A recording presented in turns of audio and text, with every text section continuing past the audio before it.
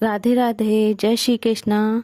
दोस्तों, आज के वीडियो में आपको वैशाख माह की कथा के अंतर्गत 7वां अध्याय और 8वें अध्याय की कथा सुनाने वाली हूँ। तो आप वीडियो के अंत तक बने रहें। वैशाख माह सभी मासों में श्रेष्ठ है। उसी प्रकार सभी भगवानों में भगवान विष्णु श्रेष्ठ हैं। वैशाख माह में भगवान विष्णु जी की आराधना की जाती है तथा ब्राह्मणों को दान पुण्य करने से बहुत अधिक लाभ फलों की प्राप्ति होती है। तो 7वें अध्याय की कथा इस प्रकार है। नारद जी कहने लगे कि मिथिलापुरी का राजा यह अद्भुत चरित्र देखकर ऋषि के आगे हाथ जोड़कर खड़ा हो गया और कहने लगा कि महात्मा, इस धर्म को विस्तार पूर्वक सुनने की मेरी इच्छा है, जिससे यह इक्ष्वाकु वंश का राजा मोक्ष को प्राप्त हुआ। सुरति देव कहने लगे कि राजन, तुम धन हो जो युवावस्था में ही तुमको भगवान के प्रिय धर्म के लिए इतना प्रेम है। बहुत धर्मों से संचित शुभ कर्मों के बिना प्राणी ही की बुद्धि भगवान की कथा आदि में नहीं लगती। इस युवा अवस्था में इतना बड़ा राज्य पाकर तुम्हारी ऐसी मति को देखकर मैं तुमको श्रेष्ठ वैष्णव मानता हूँ।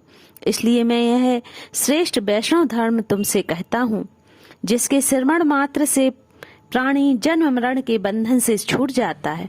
जैसे प्रत्येक मनुष्य के लिए शौच, स्नान, संध्या, तर्पण आदि नित्य नियम कर्म हैं, वैसे ही वैशाख मास के सभी कुछ कर्म हैं। वैशाख धर्मों के समान और कोई धर्म नहीं। जो कोई इन धर्मों को नहीं करता उसको स्वर्ग प्राप्त नहीं होता।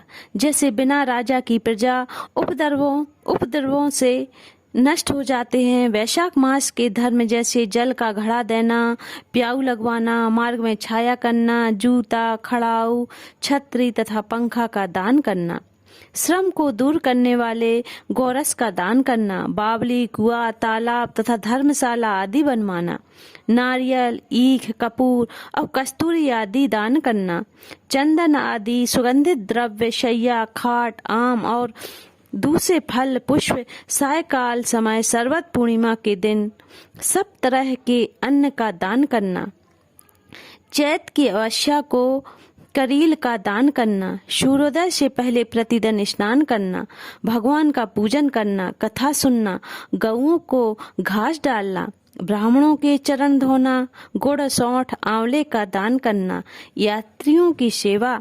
जो स्त्री वैशाख मास में भगवान का पूजन फूलों से नहीं करते, उसके पुत्र का सुख नहीं होता, उसका पति और आयु भी नष्ट हो जाते हैं। इस मास में भगवान विष्णु, लक्ष्मी और अपने पार्षदों के साथ इस पृथ्वी पर लोगों के घर में जाकर उनकी परीक्षा करते हैं। जो भी इन दिनों उनका पूजन नहीं करता वह रौरवादी नरक में पड़ता है और फिर 5 बार राक्षस योनि पाता है। इसलिए इस मास में अन्न और जल से भूखे प्यासे प्राणियों की रक्षा करें। इस प्रकार वैशाख माह का 7वां अध्याय समाप्त होता है। 8वें अध्याय की कथा इस प्रकार है।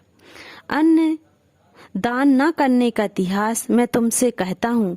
रेवा नदी के किनारे में मेरे पिता पिशाच हो गए थे। वे भूख और प्यास से शिथिल होकर अपना ही मांस खाते थे।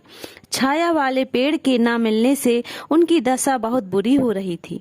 पहले जन्मों से वंचित बुरे कर्मों से उनकी कंठनाली का छिद्र बहुत ही सूक्ष्म हो गया था, जिससे उनको बड़ी पीड़ा होती थी। कुआं, बावली और तालाब का जल उनको विष के समान लगता था। मैं गंगा यात्रा को जा रहा था। उस समय रेवा नदी के किनारे पहुंचा तो मैंने यह अद्भुत दृश्य देखा कि एक हालमली के पेड़ के नीचे बैठा हुआ एक पिशाच अपना ही मांस खा रहा है और प्यास के मारे बुरी तरह चिल्ला रहा है। वह मुझको देखते ही मारने को दौड़ा, परंतु मेरे तेज के सामने वह हताश हो गया और मुझको उस पर दया आई। मैंने उससे कहा कि अपना सब वृत्तांत कहो, मैं शीघ्र ही तुमको इस दुख से छुड़ा दूंगा। वह कहने लगे कि आनरत देश में भुवराक्त नाम का एक नगर था। वहां मैं संस्कृत गोत्र में उत्पन्न हुआ और मंत्र मेरा नाम था। तप, दान और यज्ञ में मेरी बड़ी श्रद्धा थी। मैंने संपूर्ण विद्या पढ़ी और पढ़ाई, परंतु मैंने वैशाख मास में कभी दान नहीं किया। मेरे विचार से इसी कारण मुझे यह पिशाच की योनि मिली और कोई कारण दिखाई नहीं देता। मेरा पुत्र सतीदेव नाम का बड़ा विद्वान और धर्मात्मा है। यह बात मैंने तुमसे कही, यदि तुम मेरे पुत्र से जाकर कहोगे तो बड़ी कृपा होगी। मैं अपने पिता की यह बात सुनकर दुख के कारण रोता हुआ उनके पैरों में पड़ गया और कहने लगा, पिताजी, मैं तुम्हारा पुत्र हूँ, देव योग से यहाँ आ गया हूँ। अब आप मुझको आज्ञा दीजिए, मैं यही कार्य करूँगा जिससे आपका यह दुख दूर हो जाए। तब वह बड़ी प्रसन्नता के साथ कहने लगे कि यात्रा करके शीघ्र घर जाओ और मेष संक्रांति में स्नान आदि करके भगवान विष्णु के निमित्त अन्न आदि किसी श्रेष्ठ ब्राह्मणों को दान दो, जिससे सकुटुंब मेरी मुक्ति हो जाएगी। मैंने तीर्थ यात्रा करके घर वैशाख के मास में अन्नदान किया। तब मेरे पिता पिशाच योनि से मुक्त हो मुझको आशीर्वाद देते हुए विमान में बैठकर वैकुंठ लोक को गए। सो हे राजन, मैंने तुमसे धर्म का यह सारभूत कहा है, अब तुम्हारी क्या सुनने की इच्छा है। राधे राधे। वैशाख माह का 8वां अध्याय समाप्त होता है। दोस्तों, वीडियो कैसा लगा कमेंट करके जरूर बताएं। राधे राधे।